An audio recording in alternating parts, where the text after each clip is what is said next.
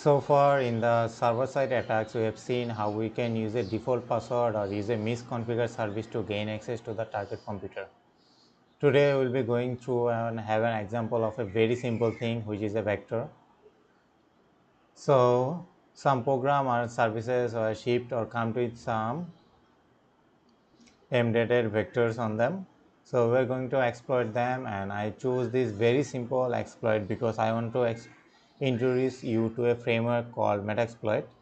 So we're going to be using that framework a lot. So I wanted something simple to start with, then we're going to be go deeper with the framework. Now first let me show you how to find that exploit. So again, using the same method that we always been using, I have used nmap and I have to go for the 21 port.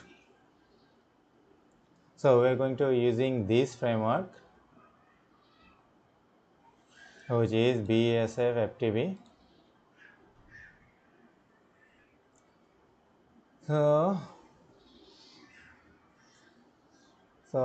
just search this, and as you can see, it has a Rapid7 website, and this is the exploit. So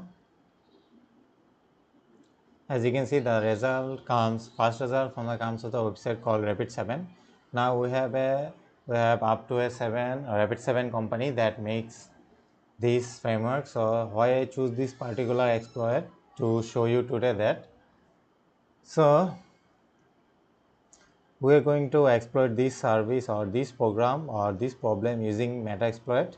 As you can see, Rapid7 is telling that this is the version of FTP that has a backdoor command execution, so it will allow us to basically execute commands on the target computer. So if it has this program installed and unlocked, so we can use this program which is installed, and then we can execute commands on the target computer. So basically we want on the nmap, we google the name services, and first thing that came up the service which is the backdoor command execution, because this is, as you can see, first result Rapid7.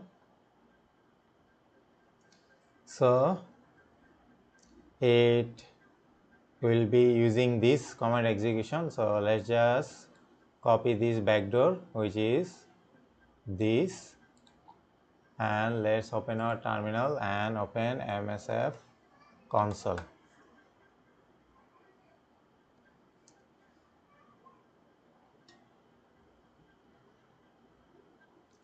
Okay,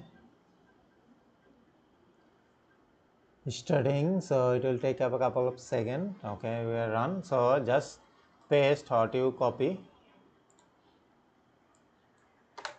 As you can see, no use exploit, no payload is configured. So as you can see, we are now using this exploit. So just type show options to show all the options. As you can see, there is no rhost selected, only rport is selected, so we have to set our rhost. So the command you need to use to set rhost is just type set rhost, and type the IP address of our meta exploitable machine 192.168. Okay, I mistakenly entered, so let's type again set rhost 192.168.1.101. So let's type again to show the options to see if our rhost is selected or not. As you can see, our rhost and also rport is now selected. So if we go to nmap, we can see that our port 21 is running on FTP. As you can see, FTP. So the client of our servers is running on our port 21. So this is, you don't need to change anything because we'll using port 21. So this is good. We need to change it to that. What we need to change is our R host that we changed. So just press enter after typing set R host and just you are just done. So what you have to do, just type exploit. As you can see, we are right now onto our meta exploitable machine.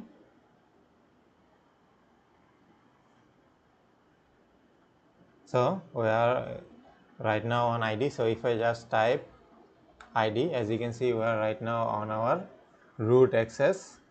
If we just type ls, as you can see, these are all of the files that are on our meta exploitable machine, and we have access to our meta exploitable machine. And if we type pwd, as you can see, we are right now on root.